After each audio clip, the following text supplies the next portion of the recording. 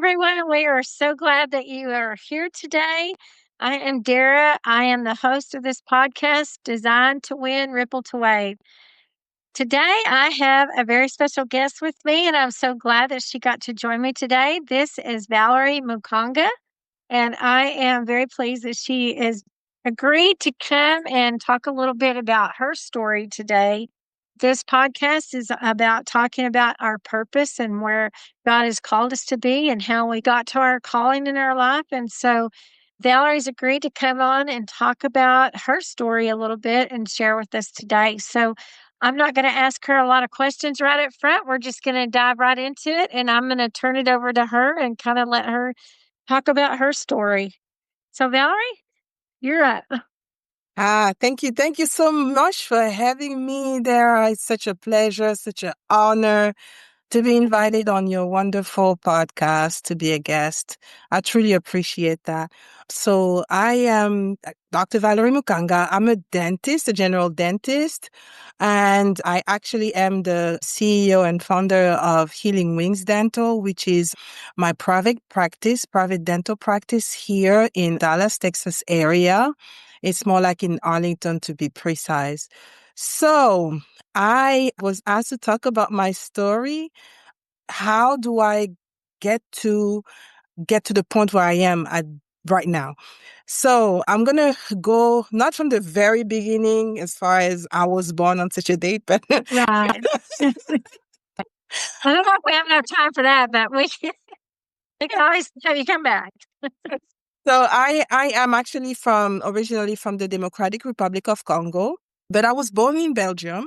So my parents went for school in Belgium. My dad was doing his PhD. My mom started doing nursing school there as well in Brussels. And then when my dad finished, which my mom had already finished, they moved back to the Congo. At the time it was called Zaire. And so I'm almost 8 years old at that point. And so I now am, introduced to the African context. And I was in elementary school. I finished elementary school, went to middle high, went to high school, and finished high school in Kinshasa, the Democratic Republic of Congo, capital city. So as soon as I finished there, we have like a test that we have to do. It's similar maybe to the SAT or something like that, but it's more like something that's ordered by the state. And so we did that, and I didn't even wait for the result. Like, I believe 10 or 11 days after that, I'm on my way to the US. My parents wanted me to be sent to the US because at the time there's a lot of political unrest. And so now an academic year that's supposed to take so many months, like 2 semesters, instead of it being a year, some of my friends, are taking maybe like 14 months, almost 2 years, for some academic years. So seeming that my older brother had already started school in the US and was actually done at this time, he had finished with his bachelor degree. I am now coming here, and they sent me to a place where I knew no one. Because when I say, being from DRC, or the Democratic Republic of the Congo, in short, DRC, we speak French there. So we do learn, English in high school. And it's starting in middle high, we start learning English, but we are able to read well, but not like converse as I am conversing with you right now. So it'll be very choppy. And so my parents sent me first to the University of South Carolina in Columbia to go and study English. And on purpose, they sent me to a place where none of my family members were. Because remember, I told you that my brother was already here. He had finished with a bachelor degree, and so they sent me to a city where I was going to be by myself. That ends up to be super great because at that point, I am shy. I'm not this talkative person as I am right now. The US opened me up because it's either sink or swim, right? You're on your own. You now have to talk to people that you don't know. You now have to ask questions. Where do I go here? What do I do? And all of that. So they sent me to this program to be alone. And it's a ESL, so English as a second language program. And I start learning English there. And because I had a, fairly good background, it didn't take me too long to actually get to the point where I'm actually able to communicate in writing and speaking in, uh, in English. And I mean, I was very shy, as I say, I remember, and I love to tell people this, but when I first got here, I was like, okay, so at the school, we have a cafeteria. Burger King is there, and I'm always and forever asking for a number one. Don't give me a number two. It's a Whopper with a drink and fries. Okay, we're not going to try to be adventurous. So, so, so I gained a whole lot of weight. I gained a whole lot of weight, and that's just because not knowing the language very well, being shy. I'm just like, I'm safe with number one. Okay, so yeah. But anyway, fast forward. I now finished the program. It took me 7 months and I was done with that program. And now I had to start going to start my bachelor degree. So I had applied at the University of South Carolina, got accepted. But at the same around the same time when it's like the summer before I start school, my dad gets accepted he gets a job position in the Ivory Coast, which is in West Africa. And now he's working on a program, but at Tulane University, but based Oh, in Ivory Coast.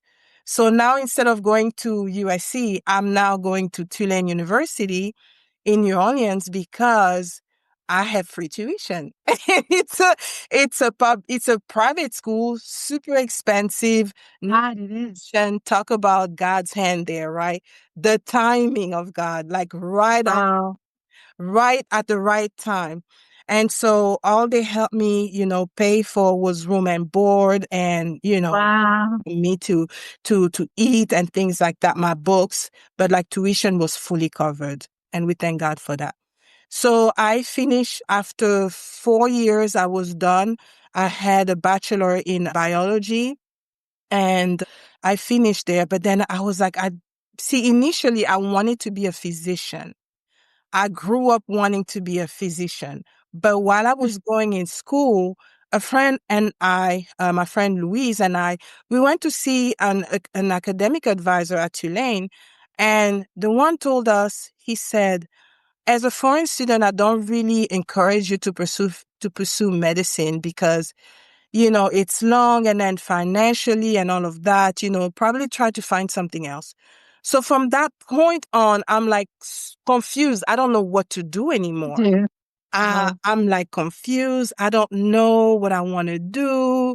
I want to do exercise and sports science. My dad is like, no, if you do that, I'm not paying. And it's kind of like this thing where God intervenes on your behalf in ways that doesn't even make sense. Cause I'm like, why in the world would he say no just like that? You would pay for something, but not for that, for something else, but not for exercise and sports science. And there's no reason why. Okay. But I'm stubborn at this point and I try to take a few classes still and then I take this one class. It's at the very beginning of me trying to get to this exercise and sports science. And I'm like, no, I don't even like this. Like this. So I'm like, thank God that, Papa was like, no, I'm like, okay, I'm going back to my initial biology. And turns out that I love biology, right? So I finished with the biology degree.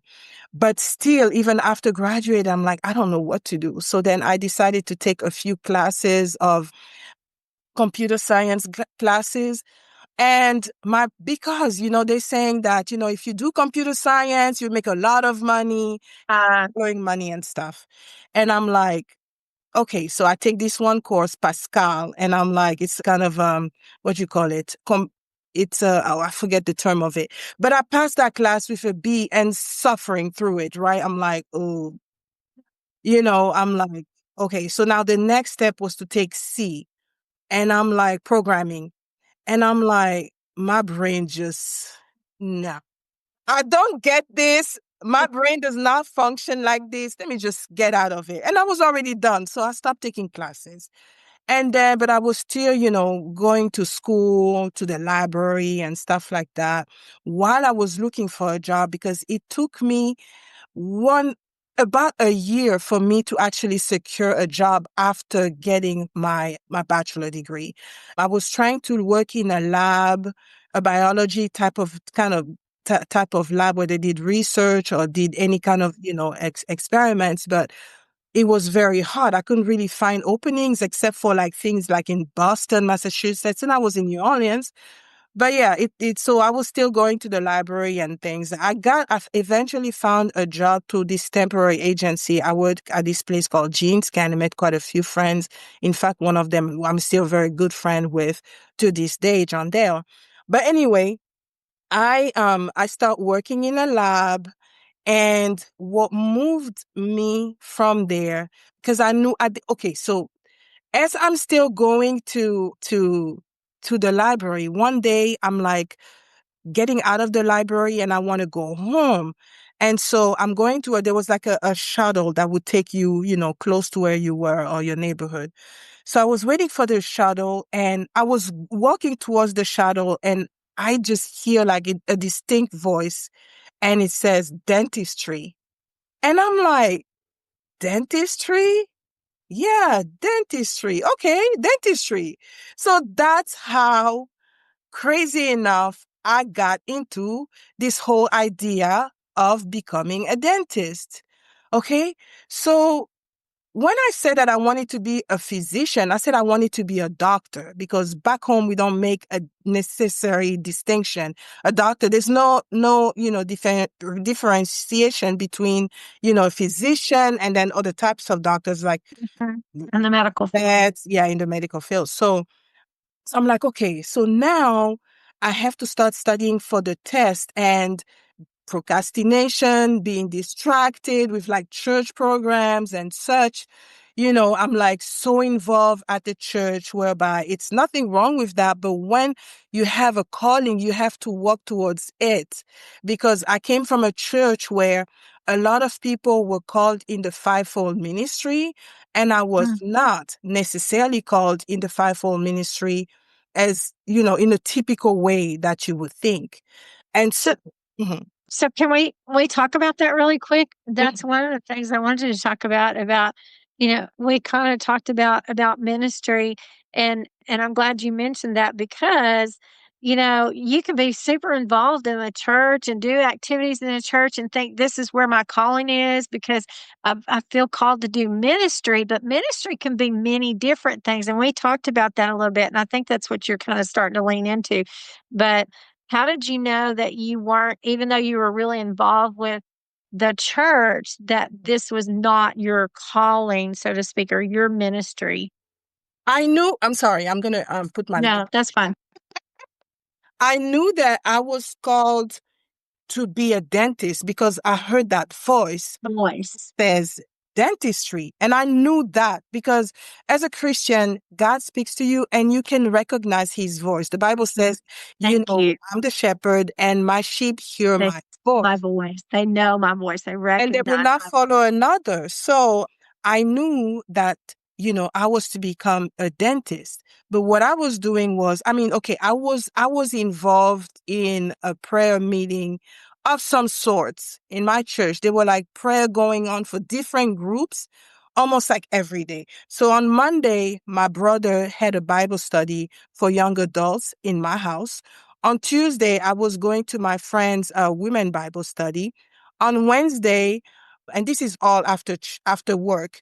On Wednesday, we had Bible study at church. I was there.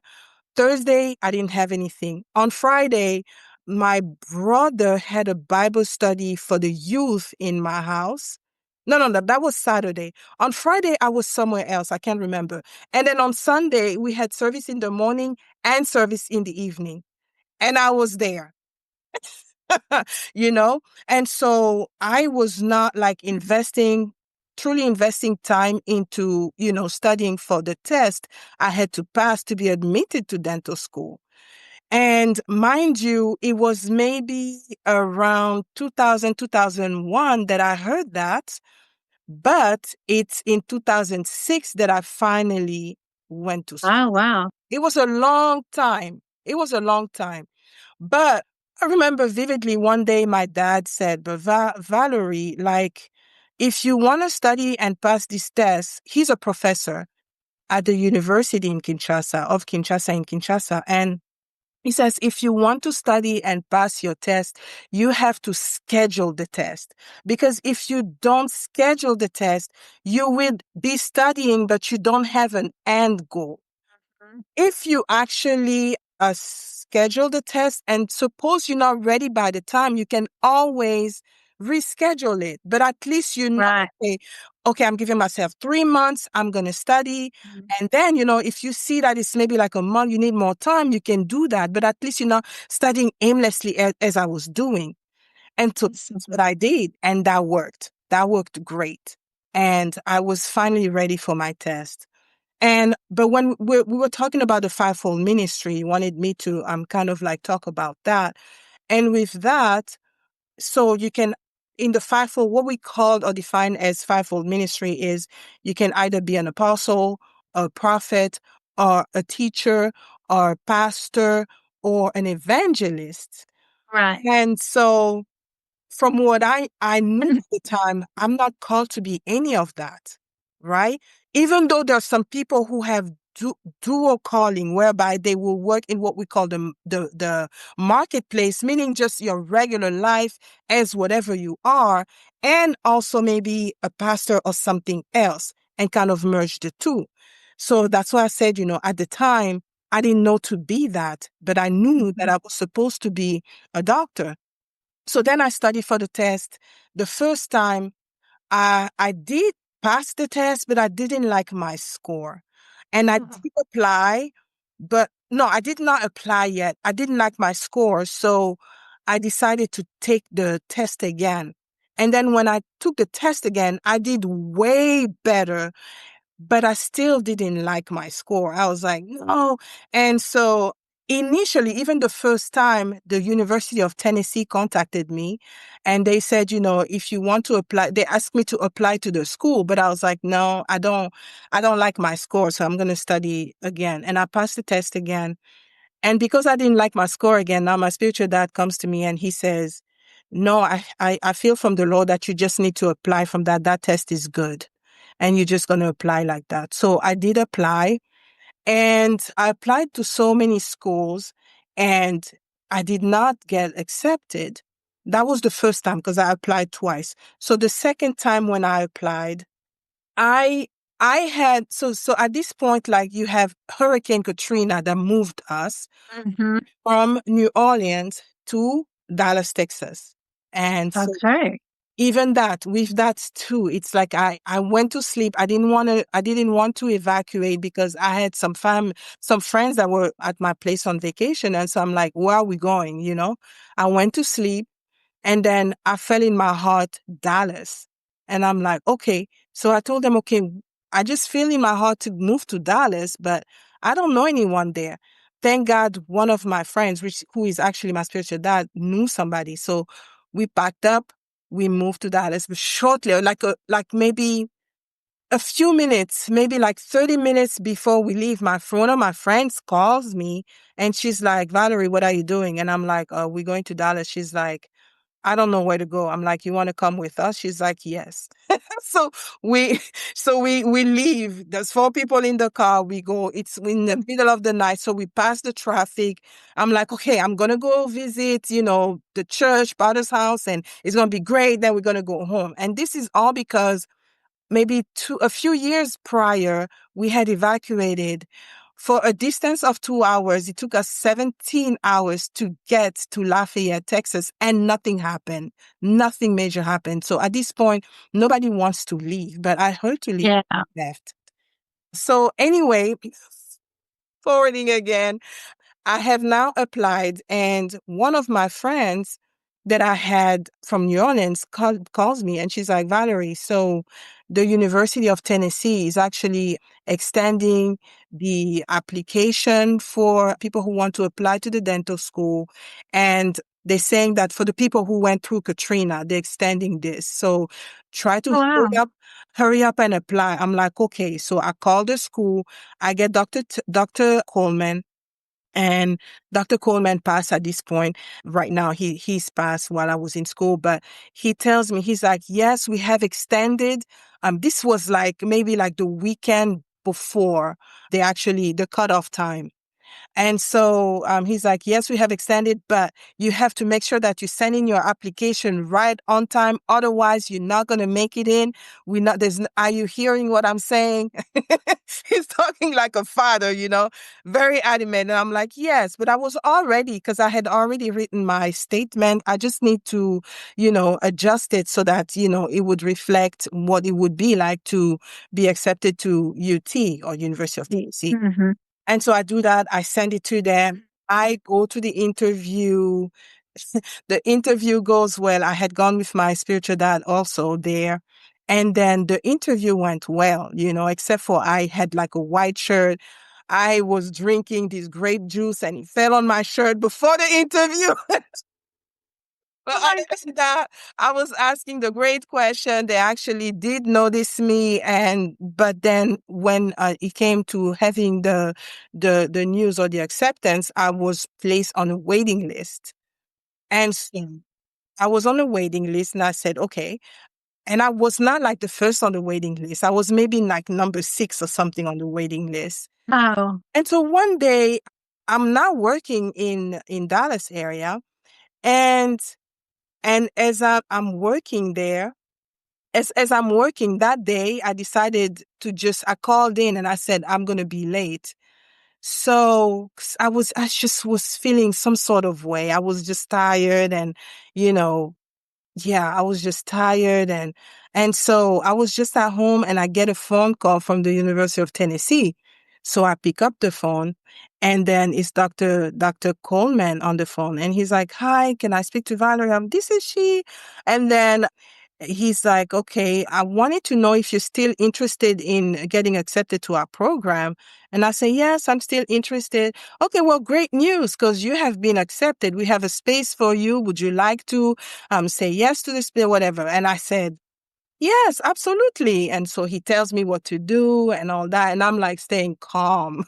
Like, I wasn't, super excited. I finished getting all the information. And as soon as I hung up the phone,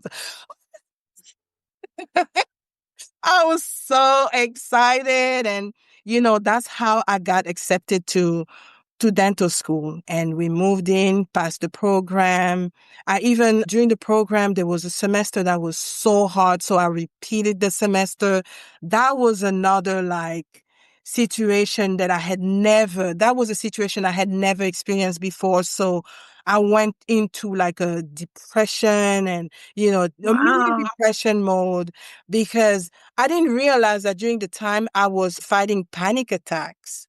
Oh, wow. I didn't know what it was, but anytime I wanted to study, I wasn't able to retain any of the material. Especially the weekend so I was reading and yes, I was learning to study for my test, but as soon as the weekend before the test, I think we always had like a test on Monday and it was a compilation test where they would take Oh, yeah. all the subject and give you 100 questions. I remember this rheology class.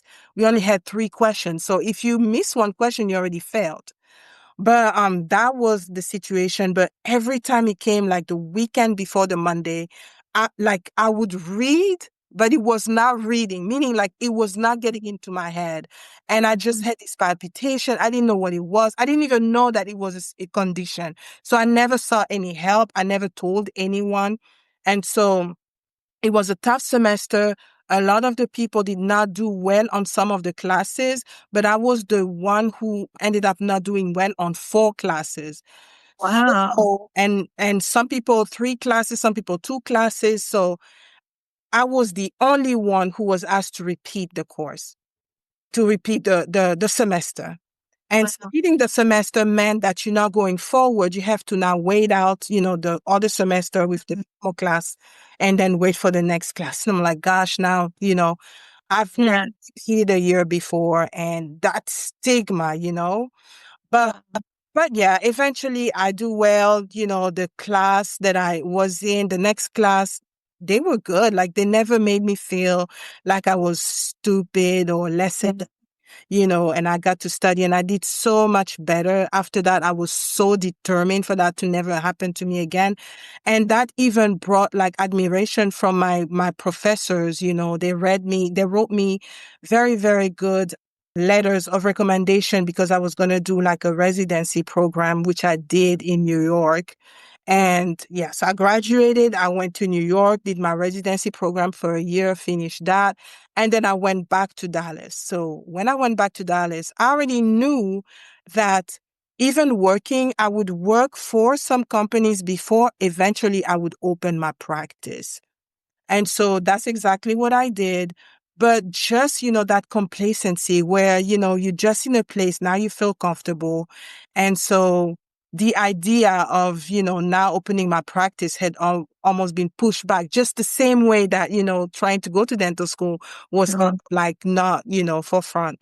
And so one day I'm in the office and there's like some people come from different companies to offer their products or what their Yeah. services. So they came to the office and they told me about a conference that was going to happen that I didn't know about, but I also needed to take some continued education courses and I knew that I could take them there. That is the only reason why I signed up to go on that conference. And so I went to the conference and I met some people there. I took my courses, but I met a company. It's like a broker company that helps doctors, open up practices. I got their contact information. They told me, you will be able to get to open a practice. And it's funny because my spiritual father and I discussed, and he was telling me it's time for you to open your practice, your own practice. And I was like, okay, but I can't do it. We got information before that I needed to have like $100,000 in my account to be able to do it. And so I got discouraged. It's like, no, that does not seem like it's the correct information. And so when I went to that conference, what he said was confirmed. I did not need $100,000 in my bank account. In fact, they helped me. This company tried to help me, but eventually I went to another brokerage company. They helped me through the process of opening my practice. And so it went so fast. Like we had started. So in fact, this is where I am right now. I'm in my practice right now, Healing Wings Dental. And we opened up, they did the construction and like 4 months later, we were up and, 5 months later, we were up and running. Wow. And to get the funds, they connected me to somebody at Bank of America. And funny enough, like the day before my interview with them to finalize everything, I get this letter in the mail that says, we are sorry, you're not qualified for the loan, something like that. And I'm like, how? And I'm so sad. But I'm like, you know what? I'm still going to get ready for the interview. I'm still going to get ready for the interview. And so as I'm getting ready, I'm like, cause say the interview is at 8 a.m. While I'm just thinking, I'm like, okay, let me take a quick shower. It was like maybe 10 minutes before, no, 5 minutes before the interview, I hop in the shower real quick. I get out of the shower and then I put my clothes on in almost 5 minutes. I don't even know how I did it. And then I get the call. They call me, I pick up. It took about 5 minutes, that phone call. They ask me, do you own a home? I said, yes. A few questions. And there's like, you got it. It's a loan that was $500,000. Oh my gosh. Wow. You see what God did there? And I received a letter the day before. What if I had relied on that letter and be like, well, Mhm. they're calling me, they just want to mess with me. I'm not even going to pick up that call. But Yeah. I got ready, so quickly, because obviously that affected me to the point that I didn't really get ready as early as I usually get ready. It was almost like an afterthought. Oh God, I have to get ready because somehow I didn't want to take this call without having showered. And so, yeah, that's how, we ended up, as I said, after signing the documents, almost five months after we opened the practice on May 23rd, 2016. And we're still here. It's been 9 years. Wow. That's amazing. Your whole story. And I love the name of your dental clinic. So how did that come about? So Healing Wings Dental, remember how I was telling you that we were moved by Katrina, right? And Right. as we moved by Katrina, we come here, and I know that in order to be accepted to a medical program, you have to shadow. You have to shadow a dentist, right? So I had shadowed, but you have to have so many hours. I had shadowed a doctor in New Orleans, but that's the only one I had shadowed. So when I came here, I tried to shadow, and I could not find anyone to say yes. So Oh, then my wow. spiritual dad told me, he said, you know what? If you're trying to get an opportunity somewhere and you can't get an opportunity, you have to create your own opportunity. So that's how we created Healing Wings nonprofit organization. Because he was like, Oh, yeah. So he was like, you think about the name. And then I just thought had names flying in my head. And then it was this Bible verse in Malachi that says, for the Son of Man shall come with healing under his wings. So that's where Healing Wings come from, that the Son of Man will come with healing under his wings. So that's beautiful. yeah, so then we opened a nonprofit. We got the 501c3 status. We actually had to close it when I was in school.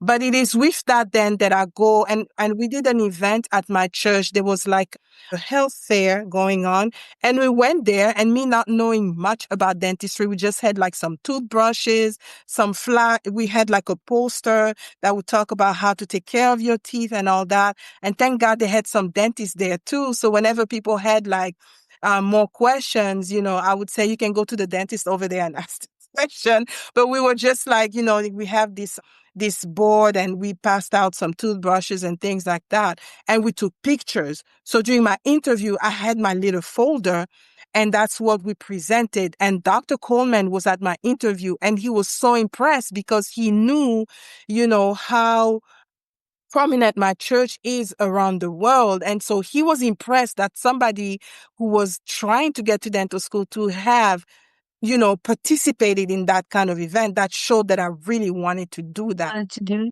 And so then, when it came to the office and naming it, I just went back to that name and just add dental to it.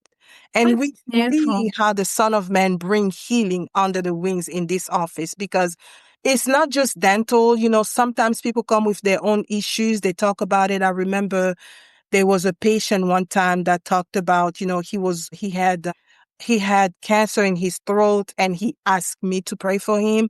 And when I prayed for him, actually, I felt in my heart that he was going to be okay.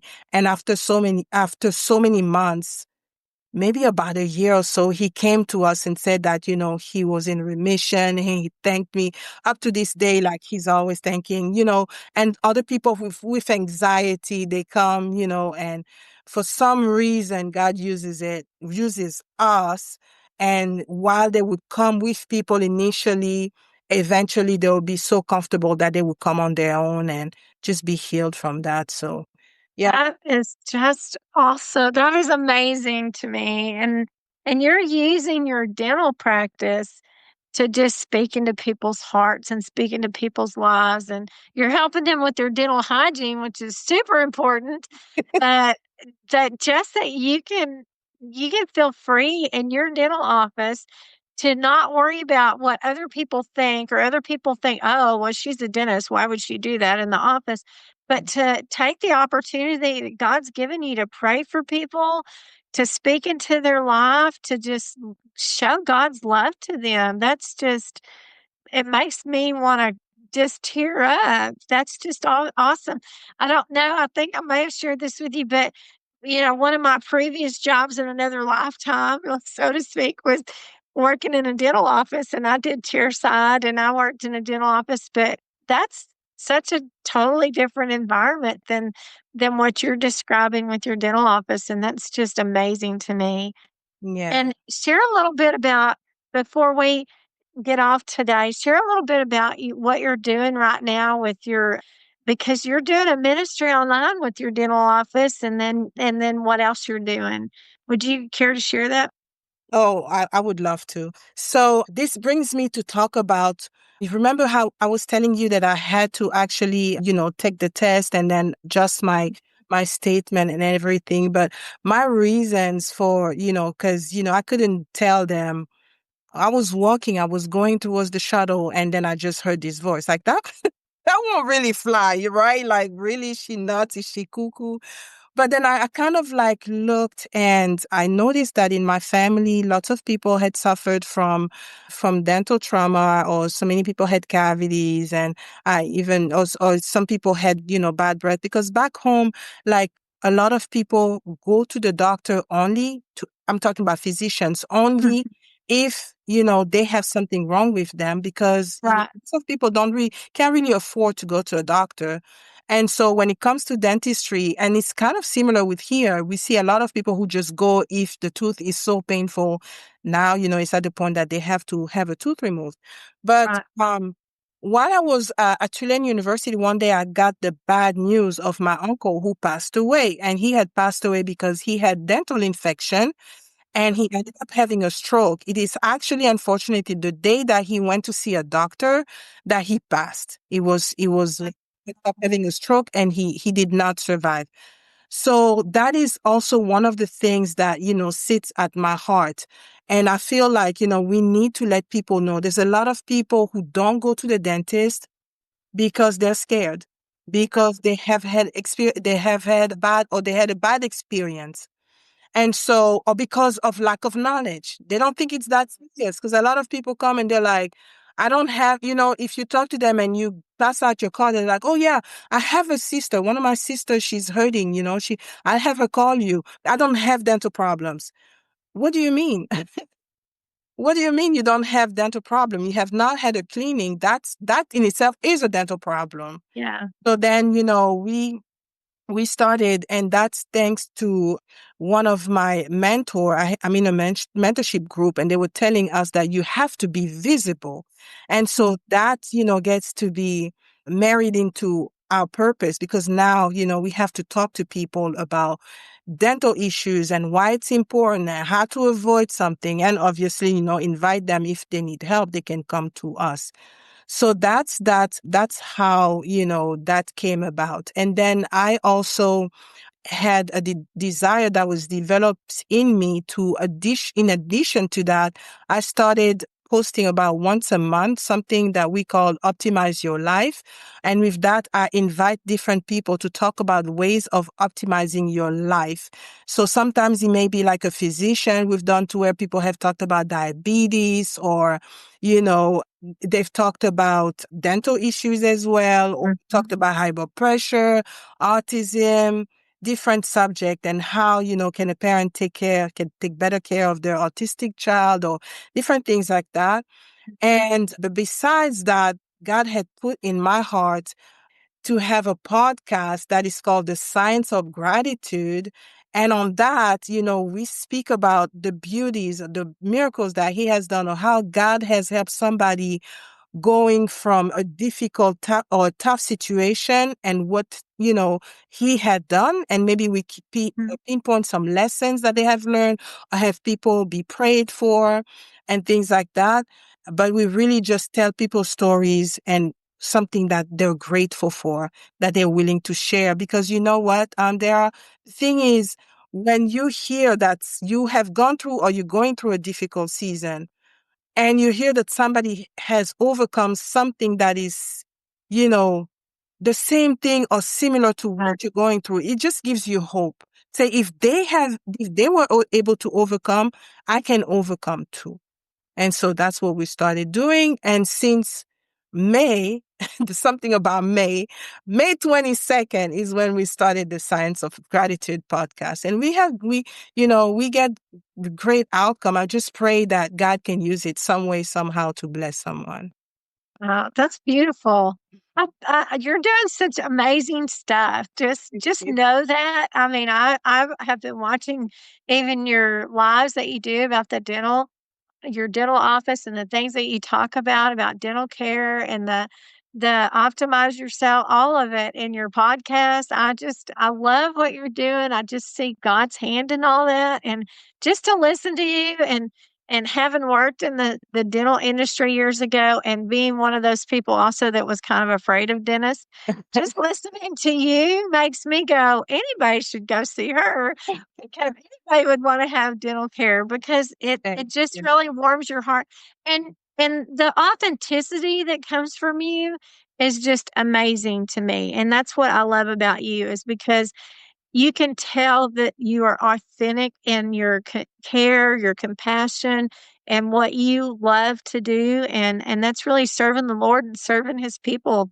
I mean, that's really what you're doing, Thank you. You and know you're what? They're like God is interested in working with you in anything that you are involved in or doing. I'll tell you a quick testimony. One day there's a patient, I'm trying to take out this tooth. It's giving me a hard time. I'm like, okay, okay. And the tooth doesn't want to budge. So I'm like, I make this silent prayer. I'm like, God, send your angel to get me to help me take this tooth out because the- yeah, please send your angel. I stepped out for maybe like 2 or 3 minutes, come back, same maneuver, boom, the tooth is out. Like, thank you, Lord. I knew it was not me. No, I knew it was not me. And so I was like, wow, I was overwhelmed myself because I'm like, I can involve God at any given point while I'm doing this, you know? And even sometimes when I speak, if I speak to someone, it's usually I feel this strong prompting in my heart, talk to this person, you know? But every morning when I come here, I'm praying for myself, I'm praying for my staff, I'm praying for their families, and I'm praying for my patients. I'm like, Lord, please, let it be that one day, in one way or another, they get to know you one day, somehow, because they stepped in this place. that is See, the so thing is, beautiful. I don't have to let people know, you know what I was praying for, but nobody can prevent me from praying for someone. That's right. That's And that's where, you don't necessarily have to be in the fivefold ministry. You can use what you're doing on a daily basis for God, and He will that's right. connect with you through you. Oh, that's beautiful. I'm so glad that you said that, and that's kind of a good note to kind of end on here today. Is that it doesn't matter what you do, where you are, what you're doing right now. God can move you into other areas, but where you're at right now, He can use you in a mighty and a powerful way. Just like you said, I pray over my patients. They may not always hear that, but I'm praying over them. I'm speaking into their life. I'm speaking into the lives of the people that are my employees that work with me. Just we can do that where we're at. And I think sometimes people don't think they can do anything, but they can. Just even prayer is so powerful, or Absolutely. reaching out to somebody else or planting seeds in their lives wherever they're at, whatever occupation they're in, whatever age they're at also, because I think kids sometimes don't think that they can do anything, or young adults, but they can. Even going to school, they can. So I'm so glad that you shared that because that is so true. It doesn't matter where you're at or what you do. You can be a voice for God wherever you are. So I'm so glad that you came and you joined me today. This has been such a blessing to have you on my podcast today, and For having just me. just just to share your story and where you've come from and where God's kind of evolved things in your life. Because going from being living in the Congo to being here in the United States, and just the journey and what you've walked through, and how God kind of brought you into dentistry when it wasn't something that was ever on your radar at It was all. no. It's funny how God does that. He Yeah. puts us in places of things you would never think that He would have you do, but He can use it in a mighty way if we're obedient into what He calls us to do. And you were obedient in hearing that voice that said Yeah. dentistry. Right. And so, gosh, where would we be today? How many people would not have probably been healed, or been, that man that you prayed over, that he got healed? I mean, God put you where you needed to be. So, well, thank you so much for being here and being with me today, and joining me. And I hope that you can come back and be a guest on my show again. I would love Oh to have yeah. you. so that I we would could. love to.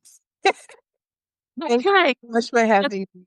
Thank you. And thank you for joining me today and being with me here on the podcast. I hope that you've enjoyed this episode, that it has blessed you mightily. And if it has, please share it with somebody else because they can probably be blessed as well.